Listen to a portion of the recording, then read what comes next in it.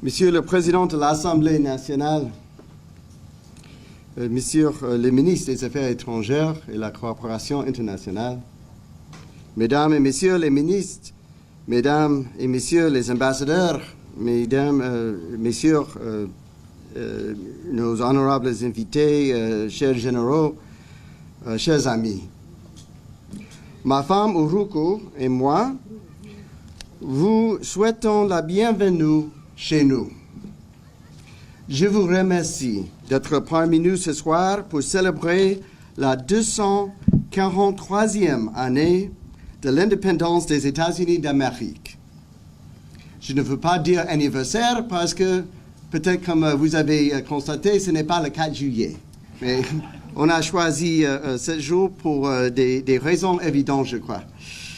Je tiens à remercier tout spécialement nos généreux sponsors, Madame Magda Raymond-Koubèche du groupe Koubèche, Monsieur Andrew Fielder de Valiant Integrated Services, Monsieur Daniel Van der Hagen du Sheraton, Monsieur Joe Jaworski de Craig Energy, Monsieur Georges Chabat de Chabatco, nos chers amis de Visa, Monsieur Omar Bukova de Pizza Hut et Subway, Monsieur Tim McGavin de Jiba et Monsieur Ibrahim Saïd Douta du groupe INMA. Sans leur générosité, l'événement de ce soir n'aurait pas eu lieu. La Journée internationale de la femme a été célébrée au début de ce mois. Suite aux dernières élections législatives dans nos deux pays, les États-Unis et Djibouti ont enregistré l'élection d'un nombre record de représentantes. Dans mon pays, les femmes représentent maintenant 24% des membres du Congrès. À Djibouti, 27% de vos membres à l'Assemblée nationale sont des femmes. Félicitations et je note que vous nous avez dépassé. Donc,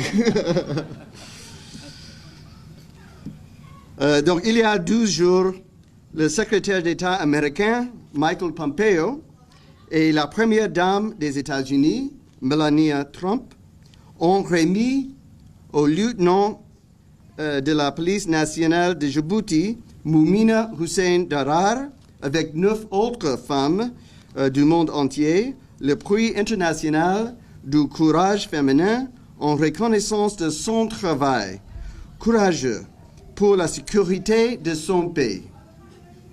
Le lieutenant Moumina se trouve actuellement aux États-Unis avec d'autres femmes leaders du monde entier. Elles échangent leurs points de vue et leurs expériences avec des femmes leaders de notre pays. Le lieutenant Moumina est une personne courageuse qui dirige des hommes et des femmes et elle est une digne représentante du fier peuple djiboutien. Elle bénéficie du soutien sans faille de son chef, le colonel Abdullahi Abdi Farah, directeur général de la police nationale de Djibouti. À l'ambassade des États-Unis, nous sommes également honorés à la soutenir. Le partenariat entre les États-Unis et Djibouti profite à nos deux pays.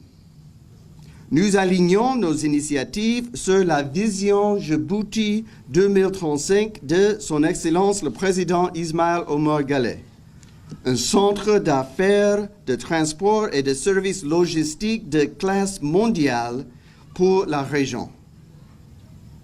Les centres commerciaux et logistiques les plus performants au monde ont en commun 3 caractéristiques essentielles. Une infrastructure de premier plan, une population inscrite et le respect constant de l'état de droit. La première fois que je suis venu à Djibouti, c'était en 2000, quelques mois après l'élection du président Guelleh à la tête de ce pays. De retour à Djibouti, 18 ans plus tard, j'ai été émerveillé de voir la modernisation de la ville de Djibouti.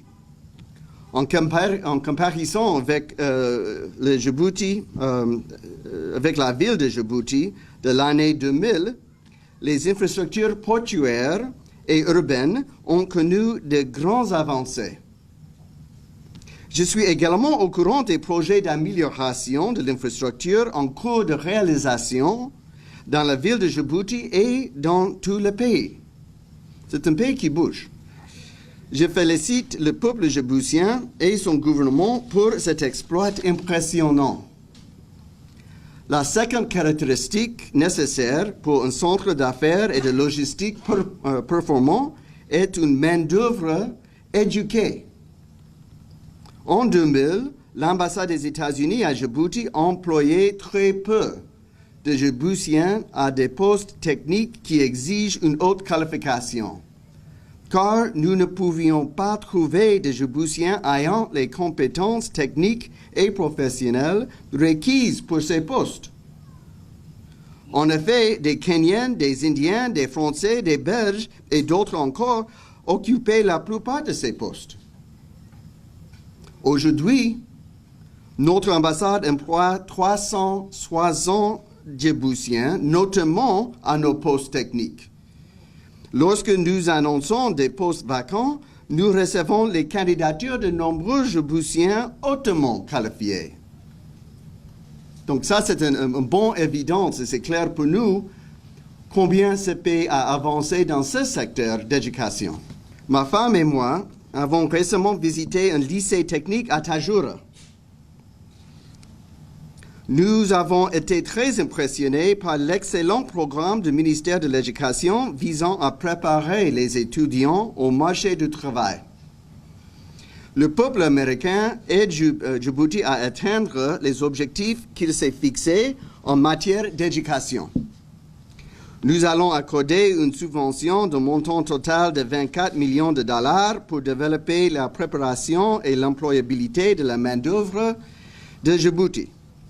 Nous soutiendrons également le programme du ministère de l'Éducation visant à améliorer l'enseignement primaire avec une subvention de montant total de 11 millions de dollars. Nous avons aussi participé au programme d'anglais de l'école d'infirmerie relevant du ministère de l'Enseignement supérieur et avons également pris part à des groupes d'études de l'anglais dans tout le pays. La troisième caractéristique nécessaire pour un centre d'affaires et de logistique performant est le respect de l'état de droit. Les investisseurs apprécient la prévisibilité. La planification à long terme des activités n'est possible que lorsque les institutions judiciaires et gouvernementales appliquent de manière systématique les conditions des contrats et accords juridiques sur un même pied d'égalité. Je suis convaincu que le peuple djiboutien et son gouvernement réaliseront la vision Djibouti 2035, sans doute. Le peuple américain continuera de vous accompagner dans cette quête. Vive le partenariat entre la République de Djibouti et les États-Unis d'Amérique.